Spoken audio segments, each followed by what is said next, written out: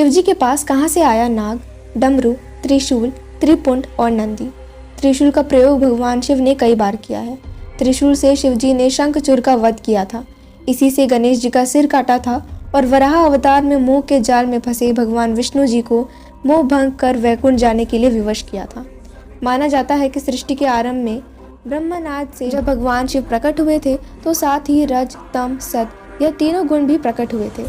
यही तीनों गुण भगवान शिव के तीन शूल यानी त्रिशूल बने। इनके बीच सामंजस्य बनाए बगैर सृष्टि का संचालन कठिन था, इसलिए शिव जी ने त्रिशूल रूप में इन तीनों गुणों को अपने हाथों में धारण किया।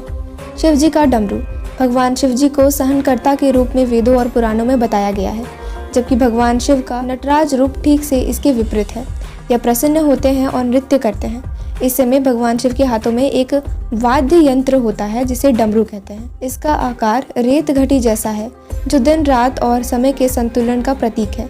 शिव भी इसी तरह के हैं। इनका एक स्वरूप वैरागी का है तो दूसरा भोगी का, जो नृत्य करता है और परिवार के साथ जीता है। इसलिए भगवान शिव के लिए डमरू सबसे उचित वाद्य यंत्र है। यह भी माना जाता है कि जिस तरह भगवान शिव आदि देव है, उसी प्रकार डमरू भी आदि वाद्य यंत्र है। भगवान शिव के गले में विषधर नाग कहाँ से आया? भगवान शिव के साथ हमेशा नाग होता है। इस नाग का नाम है वासुकी। इस नाग के बारे में पुराणों में बताया गया है कि यह नागों का राजा है और नागलोक पर इसका शासन है। सागर मंथन के समय इन्होंने रस्सी का काम किया था, जिससे सागर को मथा गया था। कहते हैं कि वासुकी नाग शिव के परम भक्त थे। इनकी भक्ति से प्रसन्न होकर भगवान शिव ने इन्हें नागलोक का राजा बना दिया और साथ ही अपने गले में आभूषण की भांति लिपटे रहने का वरदान दिया। नंदी ऐसे बने थे शिव के वाहन। नंदी के बारे में पुराणों में जो कथा मिलती है उसके अनुसार नंदी और भगवान शिव वास्तव में एक ही हैं। भगवान शिव ने ही नंदी रूप में जन्म लिया था। कथा है कि शिलाद नाम के ऋषि मोह माया से मुक्त होकर तपस्या में लीन हो गए। इससे इनके पूर्वज और पितरों को चिंता हुई कि इनका वंश समाप्त हो जाएगा।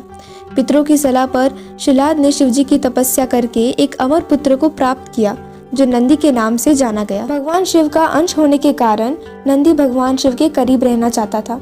शिवजी की तपस्या से नंदी शिव के गणों में प्रमुख है और विश्व रूप में भगवान शिव के वाहन बनने का सौभाग्य प्राप्त किया। भगवान शिव के सिर पर चंद्र कैसे पहुँचे? शिव पुराण के अनुसार चंद्रमा का विवाह दक्ष प्रजापति के 27 कन्याओं से हुआ था। यह कन्याएं 27 नक्षत्र है। इनमें से चंद्रमा रोहिणी से विशेष स्नेह करते थे। इसकी शिकायत जब अन्य कन्याओं ने दक्ष से की तो दक्ष ने चंद्रमा को श्रेय होने का श्राप दे दिया। इस श्राप से बचने के लिए चंद्रमा ने भगवान शिव की तपस्या की। चंद्रमा की तपस्या से प्रसन्न होकर भगवान शिव ने चंद्रमा के प्राण बचाए और उन्हें अपने शीश पर स्थान दिया। जहाँ चंद्रमा ने तपस्या की थी वह स्थान सोमनाथ कहलाता है। मान्यता है कि दक्ष के शाप से ही चंद्रमा घटता बढ़ता रहता है। तो आपको हमारी यह वीडियो कैसी लगी कमेंट करके ज़रूर बताइए और हमारे चैनल सात्विक नॉलेज को सब्सक्राइब करना ना भूलिए। धन्यवाद। हरे कृष्णा।